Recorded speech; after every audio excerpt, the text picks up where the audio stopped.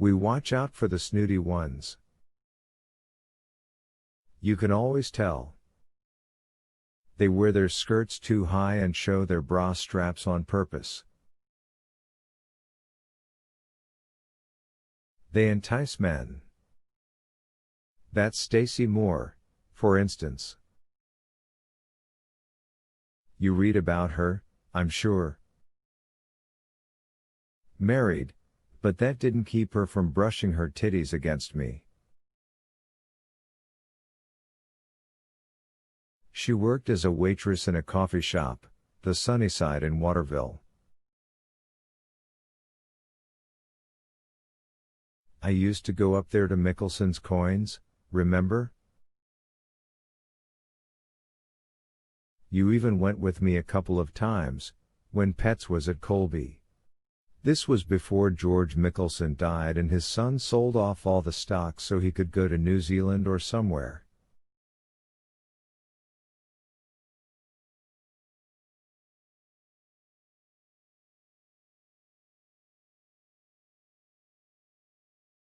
That woman was all over me, Darce. Always asking me if I wanted to warm up on my coffee and saying stuff like how about those Red Sox, bending over, rubbing her titties on my shoulder, trying her best to get me hard.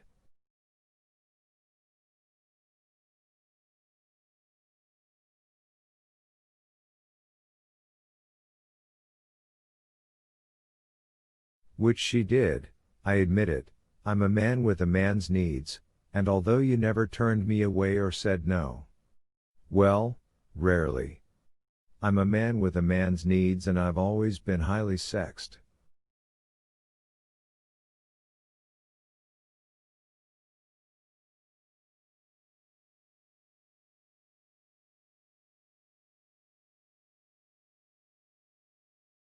Some women sense that and like to play on it.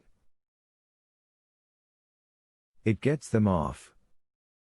He was looking down at his lap with dark, musing eyes. Then something else occurred to him and his head jerked up. His thinning hair flew, then settled back. Always smiling. Red lipstick and always smiling. Well, I recognize smiles like that.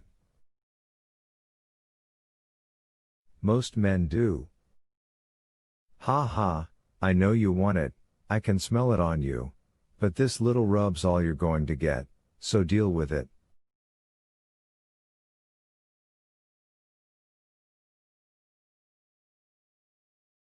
I could deal with it. But not BD, not him.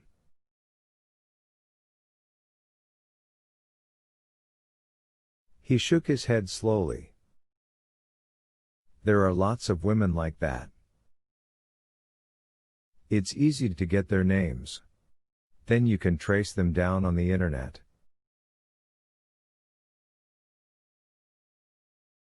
There's a lot of information if you know how to look for it, and accountants know how. I've done that. Oh, dozens of times. Maybe even 100. You could call it a hobby, I guess. You could say I collect information as well as coins. Usually it comes to nothing.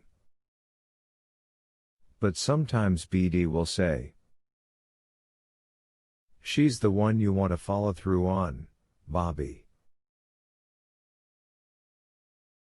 That one right there.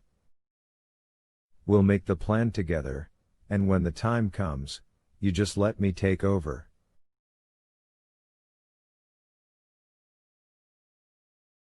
And that's what I do. He took her hand, and folded her limp and chilly fingers into his. You think I'm crazy. I can see it in your eyes. But I'm not, honey. It's BD who's crazy. Or BD, if you like his for the public name better.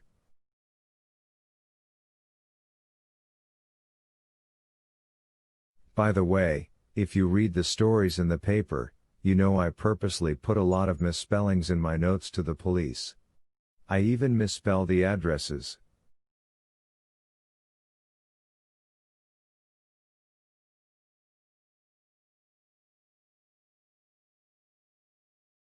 I keep a list of misspellings in my wallet so that I'll always do it the same way. It's misdirection. I want them to think BD's dumb, illiterate, anyway, and they do. Because they're dumb.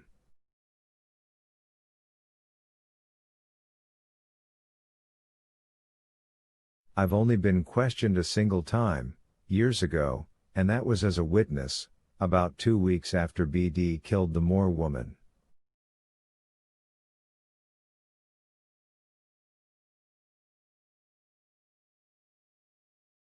An old guy with a limp, semi-retired. Told me to give him a call if I remembered anything. I said I would. That was pretty rich. He chuckled soundlessly, as he sometimes did when they were watching Modern Family or 2.5 Men.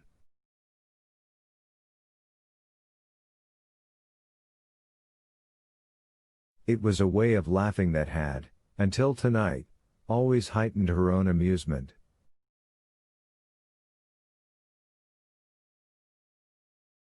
You want to know something, Darce? If they caught me dead to rights, I'd admit it, at least I guess I would. I don't think anybody knows 100% for sure what they'd do in a situation like that, but I couldn't give them much of a confession.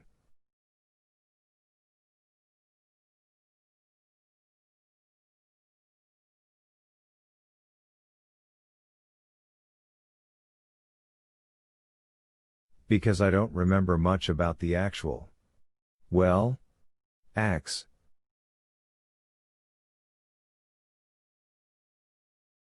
BD does them, and I I don't know. Go unconscious.